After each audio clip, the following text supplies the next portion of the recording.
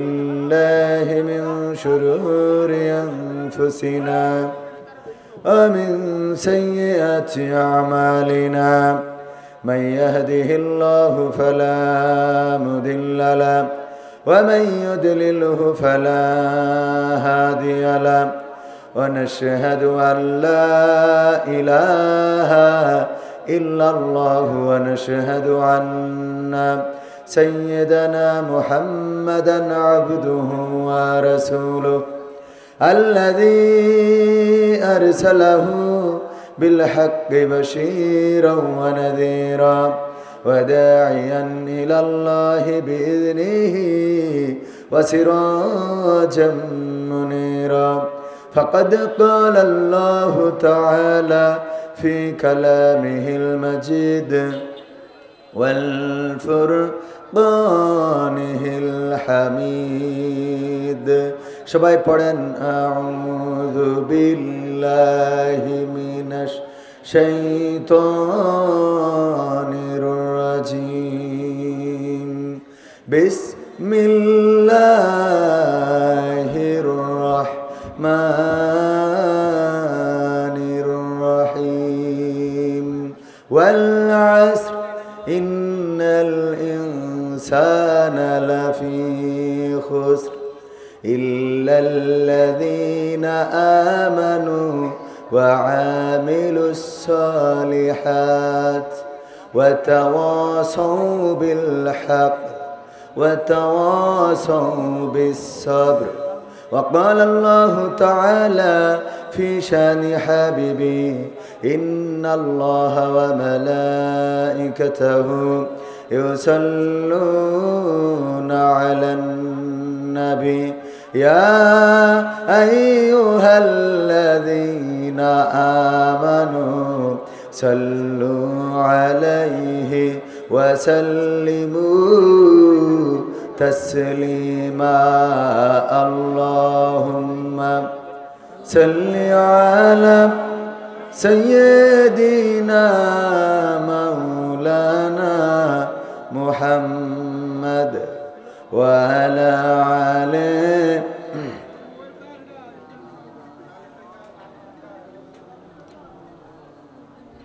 আপনাদের কষ্ট হচ্ছে পড়তে? আমি পড়বো সব না আপনারা সাথে পড়বেন? সাথে পড়বেন ইনশাআল্লাহ? পড়েন সবাই আল্লাহুম্মা সাল্লি আলা সাইয়্যিদিনা মাওলানা মুহাম্মদ ওয়া আলা আলি সাইয়্যিদিনা নবীর নামে দুরূদ শরীফ পড়িবে যে জন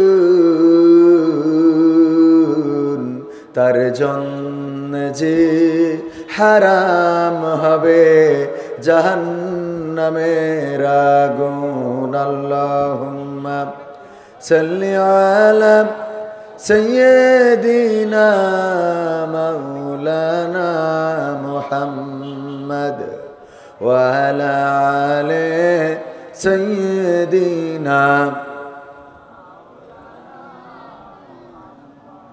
এসো হে রাসূল আবার ফিরে আমাদের মাঝে নতুন করে খুতবা দিতে কাবার মিনার পরে আল্লাহুম্মা সাল্লি আলা সাইয়্যিদিনা মাওলানা মুহাম্মদ ওয়া আলা আলি সাইয়্যিদিনা লা ইলাহা ইল্লাল্লাহ লা ইলাহা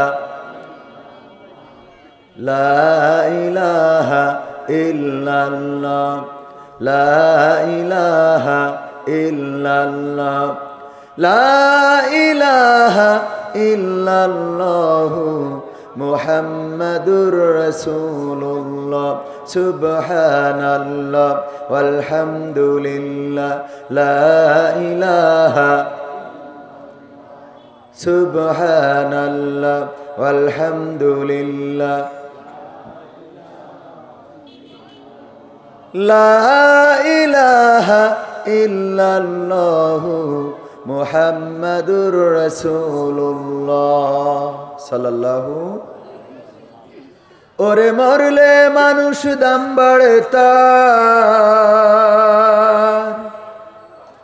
ওরে মরলে মানুষ দাম বাড়ে তার, বাঁচতে অবহেলা।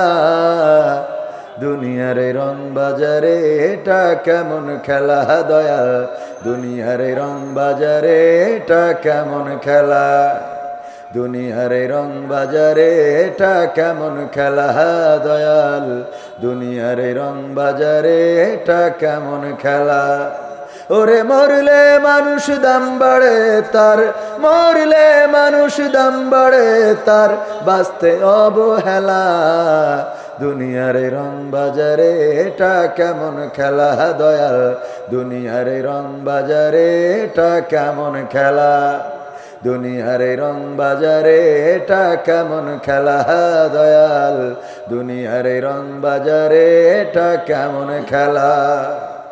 বাঁচতে মানুষ কেউ বলে না লোকটা বড় ভালো, মরলে বলে তার মরাতে বড় ক্ষতি হলো দয়াল, বড় ক্ষতি হলো। বাঁচতে মানুষ কেউ বলে না লোকটা বড় ভালো, মরলে বলে তার মরাতে বড় ক্ষতি হলো দয়াল, বড় ক্ষতি হলো। ওরে দেখতে আসে স্বজন সুজন, ওরে দেখতে আসে স্বজন সুজন, ডোবে যখন বেলা। দুনিয়ার রং বাজারে এটা কেমন খেলা দয়াল, দুনিয়ার রং বাজারে এটা কেমন খেলা, দুনিয়ার রং বাজারে এটা কেমন খেলা দয়াল, দুনিয়ার রং বাজারে এটা কেমন খেলা। ছেঁড়া কাপড় তাও জোটে না পরি কষ্ট করে, ঈদের নামাজ হয় না পড়া, নতুন জামা পরে দয়াল, নতুন জামা পরে। ছেঁড়া কাপড় তাও জোটে না পরি কষ্ট করে, ঈদের নামাজ হয় না পড়া, নতুন জামা পরে দয়াল, নতুন জামা পরে। ওরে নতুন কাপড় জুটবে জানি, ওরে নতুন কাপড় জুটবে জানি, ফুরাইলে বেলা। দুনিয়ার রং বাজারে এটা কেমন খেলা দয়াল, দুনিয়ার রং বাজারে এটা কেমন খেলা, দুনিয়ার রং বাজারে এটা কেমন খেলা দয়াল, দুনিয়ার রং বাজারে এটা কেমন খেলা। ভাঙা ঘরে দিন কেটে যাই বছর ঘুরে যুগ, এই জীবনে পাইলাম না তো একটু ভবের সুখ দয়াল, একটু ভবের সুখ।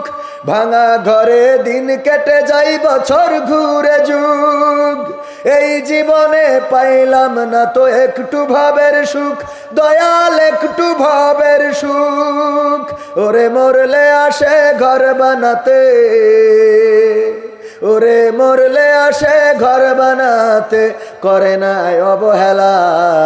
দুনিয়ার রং বাজারে এটা কেমন খেলা দয়াল, দুনিয়ার রং বাজারে এটা কেমন খেলা, দুনিয়ার রং বাজারে এটা কেমন খেলা দয়াল, দুনিয়ার রং বাজারে এটা কেমন খেলা। ওরে মরলে মানুষ দাম বাড়ে তার, মরলে মানুষ দাম বাড়ে তার, বাঁচতে অবহেলা। দুনিয়ার রং বাজারে এটা কেমন খেলা দয়াল, দুনিয়ার রং বাজারে এটা কেমন খেলা, দুনিয়ার রং বাজারে এটা কেমন খেলা দয়াল, দুনিয়ার রং বাজারে এটা কেমন খেলা। আর একটু জোরে, ঠিক বললাম না বে ঠিক বললাম? বেঁচে থাকতে মানুষের কদর করে কম, কিন্তু মারা যাওয়ার পরে মূল্যায়ন আছে না নাই? আমার যুবকেরা বিয়ে করতে চায়, মাকে বলে মা বিয়ে দাও নাইলে বাড়ি ছাড়বো, বাইক কিনে দাও নাইলে বাড়ি ছাড়বো, এইটা করে দাও নাইলে এটা করব। দেখা যায় কথা শোনে নাই রে, হঠাৎ গলায় দড়ি দিয়েছে, কদর বাড়ে না কমে। কথা কয় না, বাড়ে না কমে। আহারে ছেলেটার যদি তাড়াতাড়ি বিয়েটা দিতাম তাইলে আজকে ছেলে হারানো লাগতো। হ্যাঁ, যুবকরা বলছে হুজুর ঠিক। শীতকাল আসতেছে তো খেয়াল রাখার দরকার আছে না নাই? বেঁচে থাকতে কদর করার দরকার। বেঁচে থাকতে কদর করে না, মারা যাওয়ার পরে কদর বেড়ে যায়। চাউল নাই, ডাউল নাই, বাজার নাই, তরকারি নাই, দেখার মানুষও নাই, কিন্তু মারা গেছে ওই দিন তার জন্য খিচুড়ি রান্না হবে। গ্রামে সবাই চাউল ডাউল দিয়ে, ওরে বাবা খিচুড়ি রান্নার লোকের অভাব হয়। ঘরটা বাতাসে উড়ে গেছে, টিনটা উড়ে গেছে, খুঁটিটা পড়ে গেছে, বাঁশের দরকার। গ্রামের কোনো মাতব্বার অথবা যাদের বাঁশ ঝাড় আছে, যে যদি বলে ভাই দুইখানা বাঁশ যদি দিতেন ঘরটা সোজা করতে পারতাম, খুঁটি লাগাতাম। বাঁশ দিয়ে আর রাজি তেমন কেউ হবে না। কিন্তু যেদিন মারা যাবে রে, ওই দিন কবরের বাঁশ কারোর অভাব হলো, হয়েছে। যদি জামা খোঁজেন, কত মানুষ ঈদের জামা পায় না, কত মানুষ ঈদের দিন পুরাতন জামা গায়ে দিয়ে ঈদের নামাজ পড়ে। সামনে আসছে শীতের দিন, শীতের পোশাক পাবে না কত শিশু, কত সুবিধা বঞ্চিত মানুষ, কত অভাগী, কত হতভাগা। শীতের দিন গায়ে দেওয়ার মতো কম্বল নাই, জামা নাই, সোয়েটার নাই, কোট নাই, এটা দেওয়ারও মানুষ খুঁজে পাওয়া যায় না। কিন্তু মারা যাওয়ার পরে কাফনের কাপড়ের অভাব আজ পর্যন্ত কাউরে হইতে দেখি, হয়েছে। তাইলে মারা যাওয়ার পরে কদর আছে না নাই? অথচ বেঁচে থাকতে যদি এই মানুষগুলোর পাশে দাঁড়াতেন, বেঁচে থাকতে যদি এই মানুষগুলোর একটু যত্ন নিতেন, তাইলে হয়তো আরো দুইটা দিন একটু ভালোভাবে বাঁচতে পারতো, ঠিক না বে ঠিক? সুতরাং অভাব, অভাবী, দুঃখী, মেহনতি যারা আছে তাদের পাশে দাঁড়ানোর দরকার আছে না নাই? দাঁত রাজি আছেন? রাজি আছেন? এটাই হলো আমার প্রথম গানের শিক্ষা। যেহেতু আমি এখানে আকর্ষণ বেশি আলোচনা না করাই উচিত, যতটুকু পারি। আকর্ষণ মানে তো প্রায় জায়গায় বলি, আকর্ষণ তো বোঝেন। মিরপুর চিড়িয়াখানা আছে না? এই চিড়িয়াখানায় বাঘ, ভাল্লুক, উল্লুক এগুলো যদি না থাকে কেউ যাবে? তো চিড়িয়াখানা আছে কিন্তু বাঘ ভাল্লুক নাই, সেখানে যাবে না তো কেউ। বানর খেলা যে দেখায়, ও যদি সারাদিন বাজারে ঘুরে বেড়ায় ওর কেউ দাঁড় করাবে? কিন্তু বানর নিয়ে যদি বেড়ায় তাইলে দাঁড় করাবে কিনা? আকর্ষণ বানর খেলা যে দেখায় সে না, আকর্ষণ হলো বানর। চিড়িয়াখানা আকর্ষণ না, আকর্ষণ হলো ওর মধ্যে উল্লুক, ভাল্লুক, বাঘ, সিংহ এগুলো, ঠিক কিনা? তো এই মাহফিলে অনেক বক্তা আছে, মুফাসসির আছে। আমি যেহেতু আকর্ষণ, তার মানে কি বুঝেন? ঠিক আছে তো? আচ্ছা, নোয়াপাড়া যুব সমাজ ও এলাকাবাসীর উদ্যোগে নবম বার্ষিক ঐতিহাসিক তাফসিরুল কোরআন মাহফিল। এই মাহফিলে মুফতি আমির হামজা ভাই ইতিপূর্বে 2 বার আসতে চেয়েছেন, কিন্তু ওনাকে আসতে দেওয়া হয় না। মনে আছে আপনাদের? মনে আছে? এখন মাহফিল হয় কিন্তু বন্ধ করার লোক খুঁজে পাওয়া যায় না। একদম পাওয়া যায় না তা না, এখনো ফ্যাসিস্টের দোষর কিছু আছে, ঠিক না বেঠে? এখনো তারা কোরআনের এই কণ্ঠকে স্তব্ধ করে দিতে চায়। কিন্তু বাংলাদেশের তাওহীদি জনতা সিদ্ধান্ত নিয়েছে আগামীর দিন হবে কোরআনের দিন, আগামীর দেশ হবে কোরআনের দেশ। বলেন ঠিক কিনা? তার প্রমাণ কি পাওয়া যাচ্ছে? এখন বাংলাদেশের মানুষ বুঝে ফেলেছে, শান্তি যদি পেতে হয় তাহলে কোরআন ছাড়া বিকল্প আছে? কোরআন ছাড়া বিকল্প নাই। আপনি যে জিনিসটা তৈরি করেন সেই জিনিসটা তো আপনার একটা আইডিয়া নিয়েই তৈরি করেন, ঠিক কিনা? আপনি যে ঘরটা করেছেন আপনার একটা আইডিয়া নিয়ে, টয়লেটটা কোথায় হবে আপনার একটা আইডিয়া নিয়ে, কিচেনটা কোথায় হবে আপনার একটা আইডিয়া নিয়ে, সিঁড়ির ঘরটা কোথায় হবে এটা আপনার মতো একটা বুঝ করে করেছেন না? কথা কয় না, ঠিক না বে ঠিক? তো আপনার যে বুঝটা, আপনার মতো একটা প্ল্যানিং করে আপনি ঘরটা করেছেন, ওই জায়গায় আর একজন যদি তার মতো করে করতে যায়, দেখা যাবে যে আপনার শান্তি বিনষ্ট হচ্ছে। কথা বোঝেননি? আপনি প্ল্যান করেছেন সিঁড়ি দেবেন সামনে, হঠাৎ বউ মাতব্বারও বলতিস না পিছনে দিচ্ছি, তো এই যে একটা মনের মধ্যে খাত থেকে গেল, আমৃত্যুকাল বয়ে নিয়ে বেড়াতে হবে না? কথা কয় না? আমৃত্যুকাল বয়ে নিয়ে বেড়াতে হবে। আল্লাহ রাব্বুল আলামিন মানুষ সৃষ্টি করেছেন, আর এই মানুষকে চলার জন্যে পথ বাতলিয়ে দিয়েছেন যে কোন পথে চললে শান্তি আসবে। এটা কোরআনে আছে না নাই? কোরআনে সব বলে দিয়েছেন। এটা কায়েম করলে অসুবিধাটা কোথায়? সবাই তো এই দেশে শান্তি আনতে চায়, ঠিক কিনা? সবাই এই দেশে শান্তি আনতে চায়, নিরাপত্তা দিতে চায়, ধর্ষক কমাতে চায়, জেনার বিচার করতে চায়, দুর্নীতিবাজদের বিচার করতে চায়, এই দেশের অর্থ যেন লুটপাট করতে না পারে সেটাই চাই। তো সেটা করার জন্যে কোরআনের বিকল্প নাই। তো সবাই মিলে এইটা করলে অসুবিধাটা কোথায়? আমি এইটাই বুঝি না। সবাই মিলে যদি এই কাজটাই করি, তাইলে আমাদের তো নতুন করে আর দাড়ি পাল্লা কি হাত পাখা কি অন্য কিছু করা লাগে না। সবাই তো একটা মার্কা নিয়ে কাজ করা যায়। কথা কয় না? কোরআন যদি চায় সবাই তো এক প্রতীক নিয়ে, সেটা ধানের শীষ হোক, নৌকা হোক, শাপলা হোক, আর অন্য যা আসে নতুন আর একটা কিছু হোক, কোনো অসুবিধা আছে? কোরআন যারা চাইবে তাদের পক্ষে আমরা আসি না নাই? যে কোরআনের পক্ষের লোক সে যেই হোক, আমরা তাদের লোক। এইটাই সিদ্ধান্ত। পরিষ্কার সিদ্ধান্ত কি? মানে আমি মাঝে মাঝে বলি, সব দলেরই দেখা হলো, সব দলেরই দেখা হলো, কেমন করে চালায় দেশ, আগামীতে চাই যে দেখতে দাড়ি টুপির বাংলাদেশ। চান আপনারা? চলবে? বলবো? শুরুটা করি। নোয়াপাড়া যুব সমাজ ও এলাকাবাসীর উদ্যোগে এই তাফসিরুল কোরআন মাহফিলের সম্মানিত সভাপতি জনাব আলহাজ আহমদ আলী সাহেব। সভাপতিদের কষ্ট খুব বেশি, চুপচাপ বসে থাকতে হয়। আর আগের সময় তো সভাপতিরা হয়তো বেশি সরকারি দলের, বসে যাই বলা চুপচাপ শুনি, শুধু হু হু করতে হতো, তাছাড়া তো রাস্তা ছিল না। তো কষ্ট, আল্লাহ এই কষ্টের উত্তম প্রতিদান দান করুন, বলেন আমিন। জাযায়ে খায়ের দিয়ে দিন আমার আলহাজ আহমদ আলী সাহেবকে, সভাপতি নোয়াপাড়া পশ্চিমপাড়া কেন্দ্রীয় জামে মসজিদ। এছাড়া সার্বিক তত্ত্বাবধানে রয়েছেন মাওলানা মুফতি শফিকুল ইসলাম সাহেব, যিনি বিলপাড়া জামে মসজিদের সম্মানিত ইমাম, এবং মাহফিল পরিচালনায় রয়েছেন ইমদাদুল হক মিলন সাহেব। আজকে মাহফিলে আলোচনা করবেন, মাহফিলের মধ্যমণি যিনি, প্রধান আকর্ষণ, প্রধান বক্তা, আন্তর্জাতিক খ্যাতি সম্পন্ন মুফাসসিরে কোরআন, প্রিয় উস্তাদ আল্লামা আব্দুল্লাহ আল আমিন সাহেব। তিনি ইতিমধ্যে আমাদের মাঝে তাশরিফ এনেছেন। আলোচনা করেছেন মাওলানা জাবির আল মাহমুদ যশোরী সাহেব। এছাড়া সঙ্গীত পরিবেশন করে ধন্য করেছেন আপনাদের অঞ্চলের শিল্পীবৃন্দ, আমার সামনে উপবিষ্ট দিনদার ইমানদার মুসলমান ভাই বাবাজিরা, পর্দার অন্তরালে মা এবং বোনেরা, স্টেজে আরও গণ্যমান্য ব্যক্তিবর্গ আছেন, আমার ইউটিউবার ভাইয়েরা যারা দিনরাত অক্লান্ত পরিশ্রম করে দিনের এই প্রচারের জন্যে, তাফসির মাহফিল তথা কোরআনের বয়ানকে ধারণ করার জন্যে ছুটে চলেন, সবার প্রতি ভালোবাসা রেখে নবীর শিখানো কালাম দিয়ে সালাম দিচ্ছি, আসসালামু আলাইকুম ওয়া রাহমাতুল্লাহ।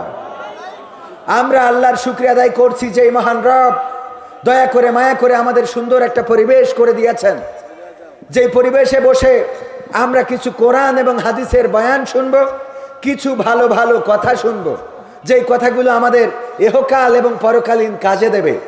যে আল্লাহ রাব্বুল আলামিন আমাদের এত সুন্দর পরিবেশ করে দিলেন, সেই রবের শুকরিয়া আদায় করে সবাই পড়ছি আলহামদুলিল্লাহ। আল্লাহর শুকরিয়া আদায় করে কি শেষ করা যাবে? আমরা আল্লাহ রাব্বুল আলামিনের শুকরিয়া আদায় করে শেষ করতে পারবো না। তিনি আমাদের পা থেকে মাথা পর্যন্ত যত নিয়ামত দিয়েছেন, যদি অসুস্থ হন তাহলে বুঝবেন যে আল্লাহ কি কি দিয়েছে। অসুস্থ না হওয়া পর্যন্ত বোঝা যায় না যে আল্লাহ কি দিয়েছেন, ঠিক না বেঠিক? সুতরাং আল্লাহর শুকরিয়া আদায় করে সবাই আবারও পড়ছি আলহামদুলিল্লাহ। আল্লাহর শুকরিয়া আদায় করলে আল্লাহ খুশি হন না খুশি হন? বলেন কি হন? খুশি হন। যে রব খুশি হয়ে যায় শুকরিয়া আদায় করলে, শুধু খুশি হয় না বরং নিয়ামতকে বাড়িয়ে দেয়। বলেন সুবহানাল্লাহ। সুবহানাল্লাহ বললে ক্ষতি আছে? ক্ষতি তো নাই। বিশ্ব নবী সাল্লাল্লাহু আলাইহি ওয়াসাল্লাম বলেছেন, একবার যদি কেউ সুবহানাল্লাহ পড়ে তখন তার আমলনামায় দুনিয়ায় যত খালি জায়গা আছে সমপরিমাণ সওয়াব লিখে দেওয়া হয়। বলেন সুবহানাল্লাহ। আমরা শুনি কিন্তু আমল করি না, এটা আমাদের বড্ড স্বভাব হয়ে দাঁড়িয়েছে। আবার আমরা যারা বলি আমাদেরও আমল তেমন একটা বেশি নাই, কি আছে কি নাই সেটা তো আমি নিজে বুঝি, ঠিক কি না? কথা কয় না, আপনি বোঝেন কি না? একটু গায়ে লাগলো আমার কথাই বলি। আমি মাঝে মাঝে চিন্তা করি আমার এমন গুনাহ আছে, যদি আমার মা জননী জেনে যেত, বাড়ি থেকে বের করে দিত, বলে দিত বাবা এমন সন্তান তো আমি পেটে ধরতে চাই নাই, কেমন সন্তান তুমি, এমন অপরাধ করেছো এটা তো আমি মানতে পারছি না, বাড়ি থেকে বেরিয়ে যাও। আমার এমন অনেক গুনাহ আছে যেই গুনার খবর যদি বাবা জানতো গলা ধাক্কা দিয়ে তাড়িয়ে দিত, অথবা তেজ্য পুত্র করে দিত, তাজ্য পুত্র করে দিত। এমন অনেক গুনাহ আছে যেই গুনার খবর যদি বন্ধু বান্ধব জানতো ঘৃণার চোখে দেখতো। এমন অনেক গুনাহ আছে যদি মেম্বার চেয়ারম্যান জেনে যেত তাইলে বিচার সালিশ বসাতো। এমন অনেক গুনাহ আছে যদি স্ত্রী জেনে যেত তাইলে আমাদের সাথে এক খাটে ঘুমাতো না। এমন অনেক গুনাহ আছে যদি সন্তান জেনে যেত তাইলে বাবা বলে ডাকতো না। এমন অনেক গুনাহ আছে যদি আপনারা জেনে যেতেন তাইলে এই স্টেজে বসে কথা বলতে দিতেন না, বলতেন এমন হুজুরের এই স্টেজে কথা বলা চলবে না, নামিয়ে দাও নামিয়ে দাও। এমন অনেক গুনার খবর পৃথিবীর কোনো মানুষ জানে না, জানেন কে? চিল্লায়ে বলেন। এমন গুনাহ আছে না নাই যেই গুনাহ প্রকাশ হয়ে গেলে লজ্জায় পড়ে যাব। পরকালের ময়দানে আল্লাহ যদি গুনাহটাকে ওপেন করে দেয়, আর যদি আমার স্ত্রী পাশে বসে আমার গুনাহটা দেখতে পায়, হয়তো ওই দিনও বলবে তোমার সাথে জান্নাতে যাইতে তো মন চায় না। আল্লাহ যদি জান্নাত দেয় বলবে এমন পাপী তুমি ছিলা, এমন অপরাধ তুমি করেছো, আহারে আমি তো কল্পনাও করি নাই। তোমার সামনে হাজার হাজার মানুষ বসে কোরআনের বয়ান শুনতো, তোমার সামনে কত যুবক, কত তরুণ, কত কিশোর, পর্দার অন্তরালে কত নারীরা তোমার বয়ান শুনতো, মুগ্ধ হয়ে যেত। আহারে তোমার আমল নামায় এটা কি? এমন গুনাহ শুধু আমার আছে না, আপনাদেরও আছে। আপনাদের যদি না থাকে আলহামদুলিল্লাহ বলেন আলহামদুলিল্লাহ। আর যদি থাকে আমরা ক্ষমা চাইবো কার কাছে? আল্লাহর কাছে ক্ষমা চাইবো। আমল করতে হবে, আমলটা বাড়াতে হবে, যেটা জানবো সেটা আমলে আনতে হবে। আমার মা বোনেরা আছেন পর্দার অন্তরালে, আহারে অনেক মা বোন আছেন যদি স্বামী আপনার পূর্বের ঘটনা জেনে যেত তাইলে এই স্বামী আপনার সাথে সংসার করতো না। এমন অপরাধী মনে হয় নাই এই অঞ্চলে? বলেন আছে না নাই? আছে মানে কি? নারীদের ষড়যন্ত্র বড় ভয়ঙ্কর, নারীদের চক্রান্ত বড় ভয়ঙ্কর। আল্লাহ রাব্বুল আলামিন শয়তানের চক্রান্তর থেকে নারীদের চক্রান্তটাকে আরো ভয়ঙ্কর বলে উপস্থাপন করেছেন। আপনারা জানেন ঢাকা শহরে ঘটে গেল, ছাত্রদল নেতাকে হত্যা করেছে। ধারণা করা হলো রাজনীতির কারণে হত্যা হতে পারে, কিন্তু না, রাজনীতির কারণে নয়। টিউশনি করায় বর্ষা নামের এক মেয়েকে, আর এই জোবায়েদ সে টিউশনি করাতে যে মেয়েটার সাথে রিলেশন হয়েছে, মেয়েটার সাথে সম্পর্ক হয়েছে, তার আবার 9 বছর ধরে সম্পর্ক রয়েছে অন্য ছেলের সাথে। এইটার কারণে সিদ্ধান্ত নিতে পারছে না কার সাথে যাবে। এরকম হয় না? হয় না? কার সাথে যাবে? দুইটাই ভাল লাগে। ভাত খাবা না মুড়ি খাবা? ভাত খাইলে মুড়ি দেওয়া সম্ভব না, মুড়ি খাইলে ভাত দেওয়া সম্ভব না। জিজ্ঞাসা করা হলো ভাত খাবা না মুড়ি খাবা? কয় মুড়ি খেয়ে তারপর ভাত খাবো। বর্ষার অবস্থা দাঁড়াইছে এইটা। চিন্তা করলো টিউশনি মাস্টারকে দেখি কেমন, হয়তো চেক টেক করে দেখেছে বেশি নেটওয়ার্ক পায় না, এই জন্যে আবার পুরাতনে ফিরে যেতে চেয়েছে। উপায় কি? এইটারে মেরে ফেলতে হবে, হত্যা করতে হবে। দায়িত্ব দেওয়া হলো তাকে হত্যা করো, তা না হলে আমি তোমার হতে পারবো না। মাহির নামের ছেলেটা মেয়ের এই ফাঁদে পা দিয়ে হত্যা করলো। একজন মায়ের কোল খালি করলো, বাবার স্বপ্নগুলো চূর্ণ বিচূর্ণ হয়ে গেল। একজন মানুষ পৃথিবী থেকে বিদায় নিল। আহারে কত নিষ্ঠুর, কত নিষ্ঠুর। যখন আহত হয়েছে দরজায় নক করে বলেছে একটু বাঁচাও। মেয়েটা বলেছে আমি তোমাকে বাঁচাতে চাই না, কারণ তুমি না মরলে আমি ডিসিশন নিতে পারছি না, আমি মাহিরের হতে পারবো না, সুতরাং আমি তার হওয়ার জন্য তোমার মরার প্রয়োজন। এই হলো বর্তমান যুগের নারীরা। ও ওগো আমার ভাইয়েরা, তাদের এই চক্রান্ত আল্লাহ ভয়ঙ্কর বলে উপস্থাপন করেছেন। কত নারী আছে পরকীয়া প্রেমিকের জন্যে নিজের সন্তানকে পর্যন্ত ফেলে চলে যায়, আছে না নাই? আছে না নাই? মনিরামপুরে নাই? আছে, আছে। বিদেশে কত কষ্ট করে আমার প্রবাসীরা, মাথার ঘাম পায়ে ফেলে। মনিরামপুরের অসংখ্য মানুষ, আডাডুডু মালয়েশিয়া, মালয়েশিয়ায় ছিলেন এমন কেউ আছেন নাকি? এখানে ছিলেন আডা সায়া তাওরা মায় ওরাং ডুডুডি মালয়েশিয়া, মনিরামপুর মিয়া ওরাং বাইয়া ওরাং আডা মালয়েশিয়া। মালয়েশিয়ায় অনেক লোক থাকে মনিরামপুরের, মালয়েশিয়ায় থাকে, কষ্ট করে, মাথার ঘাম পায়ে ফেলে, টাকা পাঠায়, আর টাকাগুলো তুলে নিয়ে ঝাপা বাড়ে আর একজনের সাথে, আছে না নাই? আজকালকের ছেলেরা বই নিয়ে আর বসে না, ও বাবা গুগলে সার্চ করিয়া পড়ি। ওরে কালের মেয়েরা কোরআন হাদিস ধরে না, এখনকার মা বোনেরা কোরআন হাদিস পড়ে না, ঝাপাপা বাউড়ে গিয়ে টিকটকে ভিডিও ওরা করে, ঠিক তো?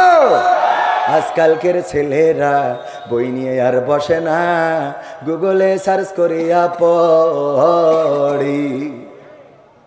আগের সময় প্রেম করিলে সভাপতি বলতো পাইছো কি, এখন বলে শখ করিয়া বাবু তুমি খাইছো কি? বলে না, বলে না, বাবু তুমি কি খেয়েছো? বাবু শরীরের যত্ন নিও, ভালো করে খেও। আহারে বাবু বুড়ো ধাড়ি হয়ে গেছে, এখনো বাবু বলা লাগে, কথা কয় না। আগের সময় প্রেম করিলে বলতো মুরব্বীরা বলতো পাইছো কি, এখন বলে শখ করিয়া বাবু তুমি খাইছো কি? লজ্জা শরম নাই, আইলাম কোন জামানাই, লজ্জা শরম নাই, আইলাম কোন জামানাই, ভবিষ্যৎ দেখি অন্ধকারে। আজকালকের ছেলেরা বই নিয়ে আর বসে না, ও বাবা মোবাইলে সার্চ করিয়া পড়ি। নতুন করে হয়েছে চালু এখন আবার কোন ট্রেন্ড, পরিচয় করাই দেখি এই আমার গার্লফ্রেন্ড। যুবকরা কথা কয় না, আমার জিএফ, আমার বিএফ, শর্টকাট আমার জিএফ। এটা কি শুধু ছেলেরা পরিচয় করায়? কথা কয় না, শুধু ছেলেরা করায়? নতুন করে হয়েছে চালু এখন আবার কোন ট্রেন্ড, পরিচয় করাই দেখি এই আমার বয়ফ্রেন্ড। কোন পাশে মা বোনেরা? এই পাশে। শরমের মাথা খাইয়া গেছে ওরা পাগল হইয়া, শরমের মাথা খাইয়া গেছে সব পাগল হইয়া, ভবিষ্যৎ দেখি অন্ধকারে। আজকালকের ছেলেরা বই নিয়ে আর বসে না, ও বাবা মোবাইলে সার্চ করিয়া পড়ে। এখনকার মা বোনেরা কোরআন হাদিস ধরে না, ও আল্লাহ টিকটকে ভিডিও ওরা করে। আজকালকের ছেলেরা বই নিয়ে আর বসে না, গুগলে সার্চ করিয়া পড়ি। আছে না নাই? আমাদের ছেলেরা এখন যাই বলেন মোবাইলে সার্চ করে দিবে, আর মেয়েরা টিকটক ছাদের উপরে গান একটা বাজাই দিয়ে তাকে নাকি দিনতা নিজেদেরকে দেখায়, প্রদর্শন করায়। ওরে বাবা, আবার সুন্নাতি দেখলাম একজন লিখেছে সুন্নাতি বুরখা, সুন্নাতি পোশাক, এই বলে উনি আবার ঘুরে ঘুরে বুরখার অ্যাড করতেছে খুব কায়দা করে। দেখলি মনে হয় বাকিটা বুঝে নিতে হবে, মানে বিয়ে করতে মন চায়। আপনার তো সে বয়স নাই, অসুবিধা নেই, ঠিক না বেঠিক? এইগুলো হলো ইসলামিস্ট টিকটকার। কি টিকটকার? আল্লাহওয়ালা টিকটকার। মানে এরা মনে করে বুরকা পরি দেখাচ্ছি তাহলে অসুবিধা নেই, এরকম মনে করে না? করে না?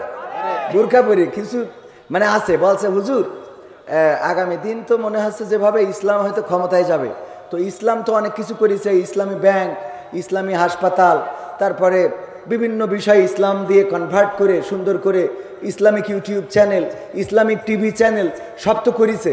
তা আমরা যারা বিড়ি খাই, ইসলামী সরকার হলে কি ইসলামী বিড়ি বইলে কিছু হবে কিনা? ইসলামী বিড়ি বইলে কিছু কি চালু হবে কিনা? কারণ আমাদেরও তো একটু বেশি থাকতে হবে। শয়তান। আমি বললাম ইসলাম যদি ক্ষমতায় যায় আপনার বিড়ি নিয়ে টেনশন করার দরকার নাই, কারণ বিড়ি খাইলে কি হয়, কয় টেনশন দূর হয়। কি হয়? টেনশন দূর হয়। টেনশন হয় কি নিয়ে? কয় অভাব নিয়ে টেনশন হয়, স্ত্রী নিয়ে টেনশন হয়, সন্তান নিয়ে টেনশন হয়, সংসার নিয়ে টেনশন হয়। আমি বললাম এই জন্যে বিড়ি খান। ইসলাম যদি কায়েম হয়ে যায় তাইলে সংসার, সন্তান, অভাব, অনটন সব টেনশন দূর করে দিবেন কি? যাকাত ভিত্তিক অর্থ ব্যবস্থা যদি কায়েম হয়ে যায় তাইলে গরিব দুঃখী মেহনতি জনতা, যারা গরিব রয়েছে, অভাব অভাব অভাব যাদের, অনাথ যারা, তাদেরকে জাকাতের পয়সা দেওয়া হবে। এই গরিব দুঃখী মেহনতি মানুষগুলো জাকাতের পয়সা পাবে, ভূগোল বাজাবে আর সংসার চালাবে। সুতরাং টেনশনে আর বিড়ি খাওয়া লাগবে? কথা কয় না? লাগবে? লাগবে না। যারা পরকিয়া করে, পরকিয়া করা লাগবে না, লাগবে না, লাগবে না। কারণ ইসলামে বিয়ের বিধান আছে কয়টা?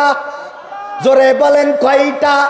মা বোনিরা বলছে হুজুর আগামীতে আর এই অঞ্চলে আসা হবে না। আমাদের ওদেরকে বুঝাই দিয়ে যান 4টা বিয়ে করার আইন আছে, ইসলামে বিধান আছে না নাই? যদি কোনো নারী এই বিধানটাকে অপছন্দ করে তাইলে সে আল্লাহর কোরআনকে, আল্লাহর আইনকে, আল্লাহর সিদ্ধান্তকে অবমাননা করলো। বলেন ঠিক না বেঠে?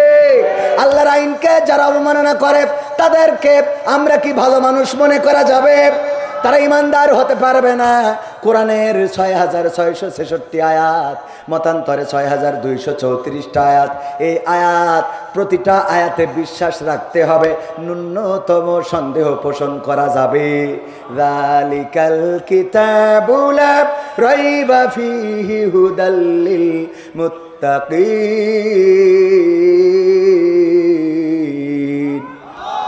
আমার আল্লাহ বলছেন এটা এমন একটা কিতাব যেই কিতাব নিয়ে ন্যূনতম সন্দেহ করার অবকাশ আমি রাখি নাই। সুতরাং 4টা বিয়ে করার বিধান দিছি, এটাতে তোমরা সন্দেহ করবে না, এটাতে তোমরা সংশয় করবে না, এটাতে তোমরা আপত্তি করতে পারবে না। তবে হ্যাঁ, এর আগের কথাটা আছে, সেটা হলো যখন বিয়ে করবেন একাধিক তখন ইনসাফ কায়েম করার দরকার আছে না নাই? কিন্তু ইনসাফ কায়েম না করে খালি ছোট বোন নিয়ে যে ঝাপা বাওড়ে ঝাপালেন হবে? ছোট বউ নিয়ে ঝাপা বাওড়ে ঝাপালেন, কক্সবাজার গিয়ে কাঁপালেন, আর বড় বউ সন্তান নিয়ে কেঁদে কেটে বেড়াই, খাবার নাই ঘরে, বাজার নাই। এইটা যদি করে তাইলে আপনার এই বিয়ে করা জায়েজ। কথা কয় না? মা বোনেরা বলছে তাহলে হুজুর ঠিক আছে। পরের লাইন না শুনে আগের তে লাফ দিলে হবে? কথা কয় না? হবে? বলল কবিতা লিখে আনবা ছাত্ররা আমার, কবিতা লিখবা, আমি দেখতে চাই কে ভালো কবিতা লেখো। কবিতা লিখেছে, জমাও দিয়েছে, এরকম চিরকুটে করে জমা দেওয়ার ওখানে লেখা রয়েছে চোখের জল উঠিয়াছে কপালে। বলছে তোর কবিতা হয়নি কেন? তা বলছে চোখের জল নিচে মুখে নামবে, কপালে যাবে কেন? এ কি কবিতা স্যার? হয়নি কবিতা? না, নম্বর পাবো না। না তো একটু পরের লাইনটা পড়েন। পরের লাইন পড়ে দেখে লেখা আছে চোখের জল উঠিয়াছে কপালে, পা দুটো বাঁধা ছিল কদমের ডালে। তাহলে তো চোখের জল কপালে আসবে। বলছে তাহলে ঠিক আছে। বলছে স্যার পরের লাইন না শুনে আগের তে লাভ দেন, এটা কি করা ঠিক? আমাদের দেশে এমন মানুষ আছে না নাই? বক্তৃতা দিল আমির হামজা ভাই কোন একজন আমেরিকান মহিলার কথা, কোন একজন গবেষকের কথা সম্ভবত বলেছে যে সে নাকি কোরআনে ভুল পেয়েছে 360টা। এই কথাটা বলতে যে বলেছে ওই মহিলা বা ওই গবেষক বলেছে আমি কোরআনে ভুল পেয়েছি 360টা। এই অংশটুকু কেটে লাগাই দিয়েছে যে আমির হামজা কোরআনে ভুল ধরেছে 360টা। বলেন নাউজুবিল্লাহ। এরকম কাটিং করার লোক আছে না নাই? আগেরটা শোনে না, পরেরটাও শোনে না, মাঝখান ধরি টানাটানি। একবার খবর আসলো আল্লামা দেলাওয়ার হুসাইন সাইদির মেয়ে বেরোয় গেছে। বেরোয় যাওয়া তো বোঝেন আঞ্চলিক শব্দ। আর একজনের সাথে পালিয়ে গিয়ে বিয়ে করেছে। খবর আসলো ছোটবেলা বাবা বেঁচে আছে। আমি বাড়ি যেয়ে মাকে বললাম, মা খবর আমাদের গ্রামের অমুক জন বলল যে আল্লামা সাইদির মেয়ে নাকি বের হয়ে গেছে। বলল তোমার আব্বা বাড়ি আসুক তারপরে জানবানে। আব্বা বাড়ি আসার পরে জিজ্ঞাসা করা হলো, আব্বা বলল আল্লামা দেলোয়ার হুসাইন সাইদির তো মেয়েই নাই। কি নাই? এই জাতীয় অপপ্রচারকারী আছে না নাই? এমন যারা অপপ্রচার করে ওরা হলুদ মিডিয়া, হলুদ সাংবাদিক আর কিছু দুষ্কৃতিকারী, তারা নানানভাবে অপপ্রচার করে ইসলামকে বসাতে চায়।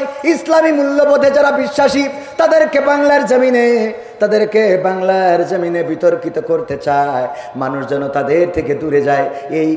এই কাজগুলো এখন করে না, আগেও ছিল। আল্লাহর নবী হজের সময় কোরআন তেলাওয়াত করছেন, তাবুতে বসে আবু জাহেল প্রত্যেক তাবুতে যায় আর বলে ওই দূরে যে ওই তাবুটা দেখা যায় ওইটাই যেন যাবা না, ওইটার ধারের কাছে যাবা না। বলল কেন? কারণ ওই লোকটা এই মক্কার পাগল। বলেন নাউজুবিল্লাহ।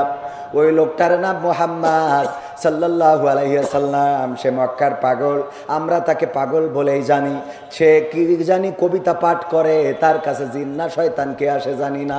সে এমন কিছু পাঠ করে যে এটা শুনে অন্যরাও পাগল হয়ে যায়। সুতরাং খবরদার যেন তার কাছে যাবা না। এই অপপ্রচার আবু জাহেল করেছে।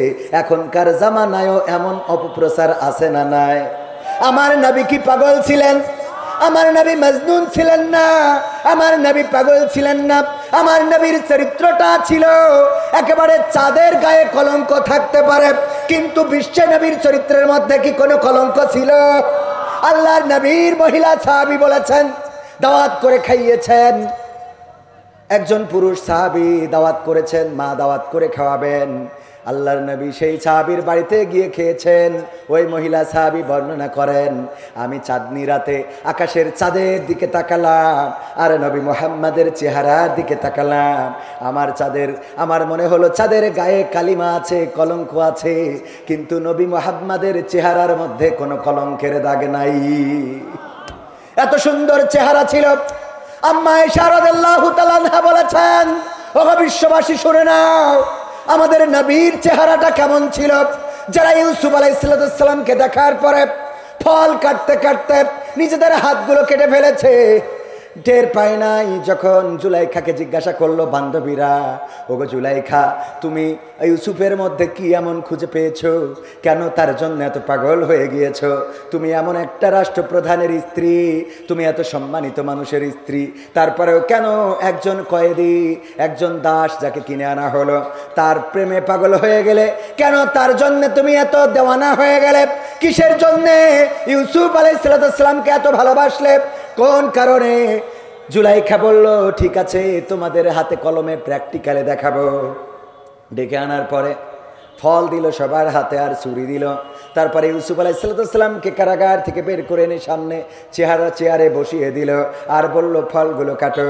ফলগুলো কাটতে কাটতে কাটতে কাটতে কাটতে নিজেদের হাতগুলো কেটে টপ টপ টপ টপ করে রক্ত ঝরিয়ে ফেলেছে, টের পায় নাই। বলল, ওগো আমার বান্ধবীরা, ওগো সখীরা, তোমরা জানো নাকি আপেল শেষ হয়ে গেছে, এখন আঙ্গুল কাটা ধরেছ। ও তাকিয়ে দেখে, আহারে সত্যিই তো তাই, কখন আঙ্গুল কেটে ফেলেছে চেহারার দিকে তাকিয়ে টের পায় নাই। আম্মা আয়েশা রাদিয়াল্লাহু তাআলা আনহা বলেন, ওগো বিশ্ববাসী শুনে নাও, আমার নবীর চেহারাটা এত সুন্দর ছিল। যারা সেই জামানায় আপেল কাটতে কাটতে নিজেদের আঙ্গুল কেটেছে, ওই মেয়েগুলো যদি আমার নবীকে দেখতো, তাইলে আপেল কাটতে কাটতে আঙ্গুল নয় কলিজাটা কেটে ফেলতো, তারপরেও তারা টের পাইতো না। রাসূল নামে কে এলো মদিনায়, রাসূল নামে। ওরে আকাশের চন্দ্র কেড়ে, ওরে আকাশের চন্দ্র কেড়ে এলেন দুনিয়ায়, রাসূল নামে কে এলো মদিনায়, রাসূল নামে। আমি দেখি নাই শুনি নাই কথা মানছে না সে মানুষের ব্যথা রে আমি দেখি নাই শুনি নাই কথা মানছে না সে মানুষের ব্যথা রে ওরে এমন রদির কথা ওরে এমন রদির কথা শুনলে পরাণ ও জুড়াই রসুল নামে কে এলো মদিনায় রসুল নামে ও তার গলেতে তসবির মালা কে চলে ওই কামলিওয়ালা রে ও তার গলেতে তসবির মালা কে চলে ওই কামলিওয়ালা রে ওরে আমার বুকের দরগা তলা ওরে আমার বুকের দরগা তলা তার ডেকে নিয়ে আয় রসুল নামে কে এলো মদিনায় রসুল নামে মারহাবা বলা যাবে না? আসসালামু আলাইকুম। ওয়ালাইকুম আসসালাম। আশা করি ভালো আছেন। বর্তমান সামাজিক সমস্যার ভিতরে একটি বড় সমস্যা, সেটি হলো পরকীয়া। বিশেষ করে মহিলারা ছোট ছোট বাচ্চা রেখে অন্যের সাথে চলে যাচ্ছে। এর ফলে মা থাকতেও শিশুরা মাহারা হচ্ছে। শরীয়তে এই বিবাহের বিধান কি? আপনার কোথায় পরকীয়া বন্ধ হবে কি না জানি না, তবে সমাজের সকল শ্রেণীর মানুষ সহ ওই নারী পুরুষ যাতে বুঝতে পারে তাদের কর্মের ফল কি, সবিনয় নিবেদন এই বিষয়ে সুস্পষ্ট আলোচনার জন্যে, যাতে কোনো শিশু মা থাকতেও মা হারা না হয়। তো আমি চিঠি পড়ার আগেই তো ওই নিয়ে আলোচনা করছিলাম। হ্যাঁ, তাইলে সাবজেক্ট ঠিকই আছে। শরীয়তের বিধান কি সেটা আমার পরের বক্তা বলবেন। আবার এই নিয়ে যেন ওই সাতক্ষীরার মতো শুরু না হয়, কারণ আমি জানি কম বলিও, কথা কয় না, জানি কম বলিও কম, যতটুকু মানি ততটুকু বলার চেষ্টা করি। কারণ বলার সাথে মানার সাথে যদি মিল না থাকে অ্যাটাক করবেন কে? কথা কয় না, অ্যাটাক করবেন কে? আল্লাহ বলেছেন ইয়া আইয়ুহাল্লাযীনা আমানু লিমা তাকুলুনা মা লা তাফআলুন। ও ঈমানদারেরা, এমন কোন কথা বলো না যা তোমরা কাজে পরিণত করো। কাজে পরিণত যা করি না সেই কথা বলা যাবে। সেই কথা যদি বলি, আল্লাহ রাব্বুল আলামিন পরকালের ময়দানে আল্লাহর নবী সাল্লাল্লাহু আলাইহি ওয়াসাল্লাম বলেছেন, জিহ্বাটা টেনে ধরে আগুনের কেচি দিয়ে জিহ্বাটা কেটে দিবেন কি? আল্লাহ কেটে দিবেন, আল্লাহ ফেরেশতা দিয়ে কাটিয়ে দিবেন। ওগো আমার ভাইয়েরা, পরকীয়া সামাজিক ব্যাধিতে রূপান্তরিত হয়েছে অনেক কারণ, তার মধ্যে অন্যতম কারণ শুধু নারীদের দোষ এটা বললে হবে না, পুরুষেরও দোষ আছে না নাই? আডা ওরাং ডুডুডি মালয়েশিয়া পাকায় ওরাং ইন্দুন আডা কাতাডা। মালয়েশিয়ায় যারা ছিল তারা বুঝতে পেরেছে না পারে নাই? হাত উঁচু করেন, হাত উঁচু করেন।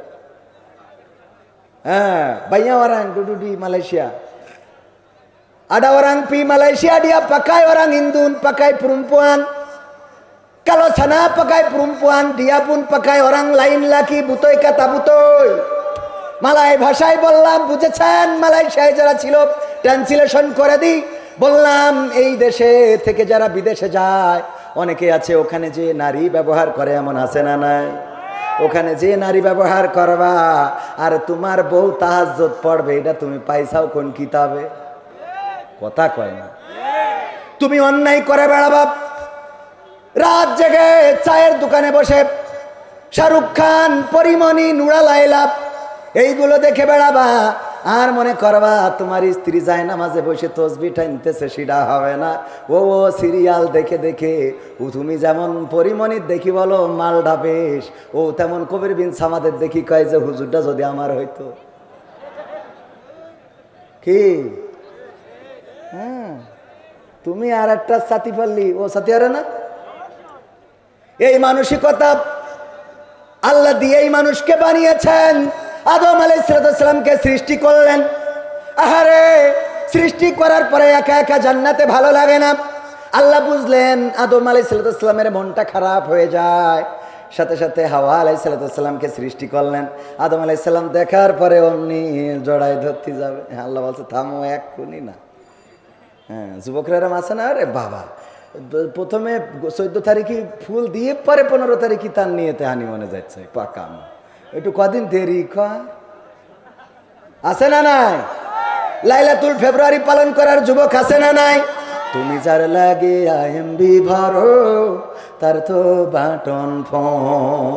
ওরে কেমন করে বুঝবে গো সে, কেমন করে বুঝবে গো সে ডিজিটাল তোর মন। তুমি যার লাগিয়া, তুমি যার লাগিয়া এমবি ভরো তার তো বাটন ফোন। মেসেজ দিলে সিন করে না, দেয় না তো রিপ্লাই, ভিডিও কলে বলবা কথা ক্যামেরা তার নাই রে, ক্যামেরা তার নাই।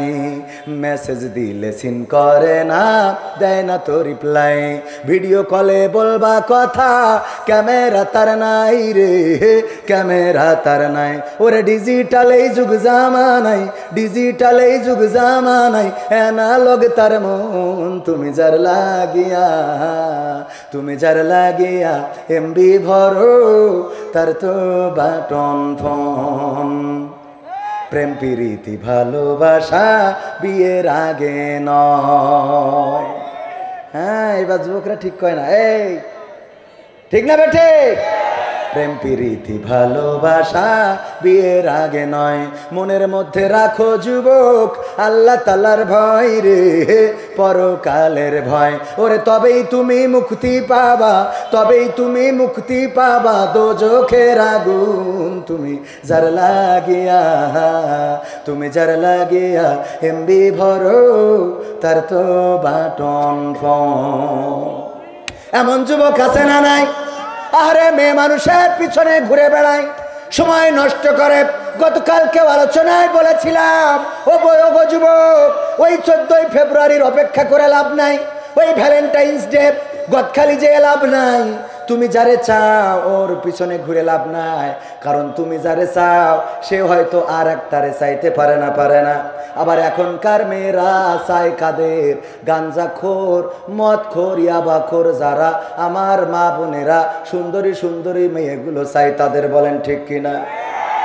ঠিক না বেঠে? ভালো ভালো মেয়েগুলো সব ওইগুলো নিয়ে যায়। আজকেও ফেসবুকে দেখলাম, যদিও মুহতারাম আমিরে জামাত এবং সেক্রেটারি জেনারেল বলেছেন ফেসবুকের তথ্য নিয়ে আলোচনা করবেন না, কিন্তু কিছু কথা না বললেও হয় না। দেখলাম একজন ইয়াবা ব্যবসায়ী ধরা খেয়েছে। ওরে বাবা, কত সুন্দরী! আর অপর দিকে ওই যে মেয়েটার জন্য একজন খুন হয়েছে আর 2 জন জেলে গিয়েছে, তার চেহারার দিকে তাকালি তো পান্তা ভাতি খাওয়া যায় না।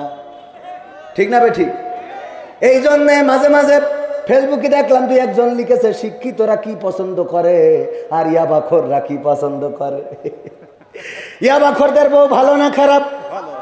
বিয়ের আগে মনে করে ওই যে চুল একটা কুত্তা কাটিং দিয়ে মোটরসাইকেল একখান বড় তাই কিনে, যার পরে চড়লি মোটরসাইকেল মনে করে পিঁপড়ে বসে রইস।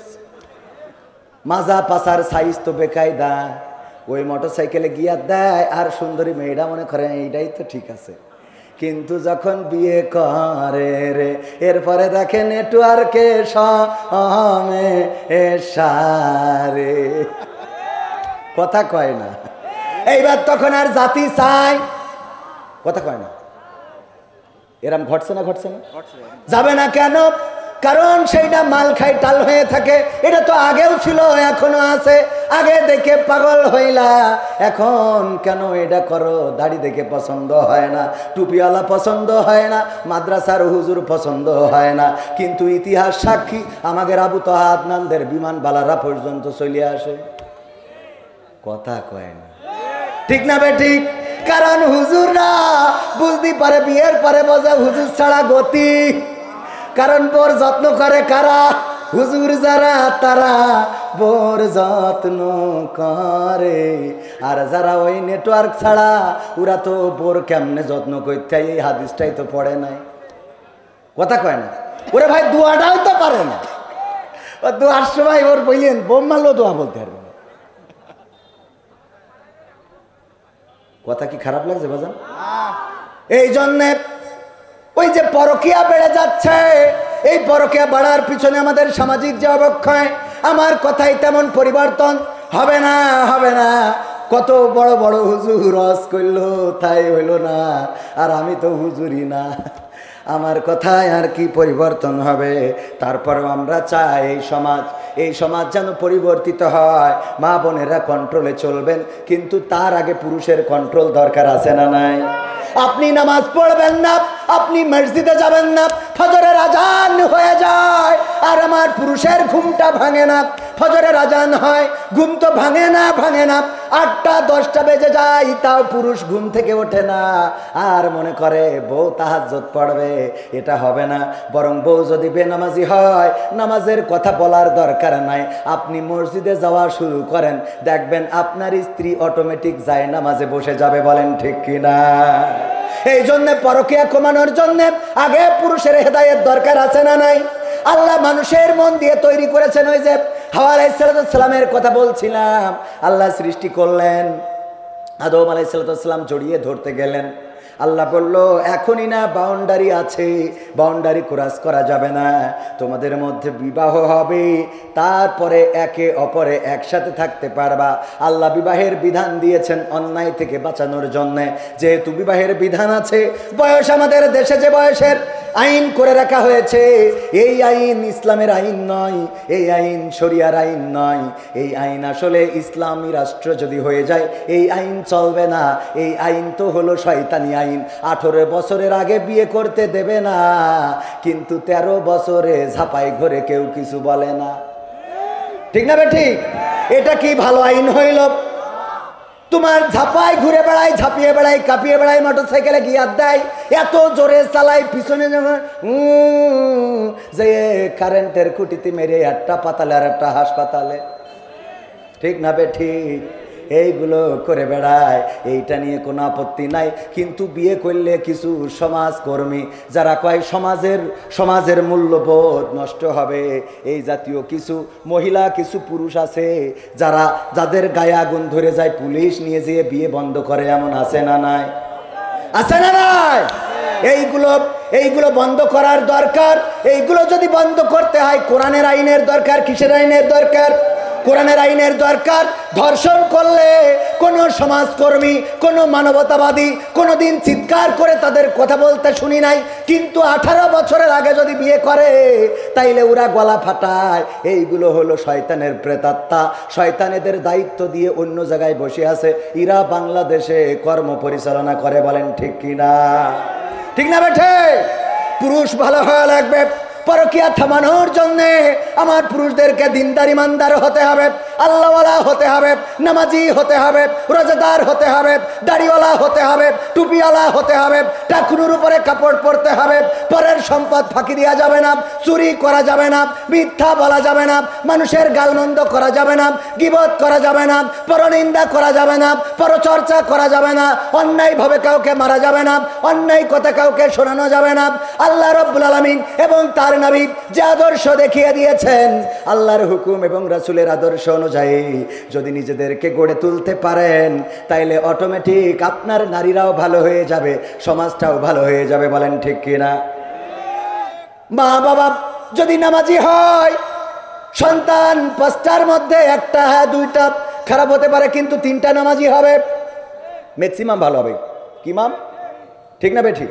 মা বাবা যদি নামাজি হয়, সন্তান হয়তো 1টা 2টা আল্লাহ গোমরাহ করতেও পারে, হেদায়েত কার কাছে? আল্লাহ নূহ আলাইহিস সালামের সন্তান কেনানকে হেদায়েত দেয় নাই।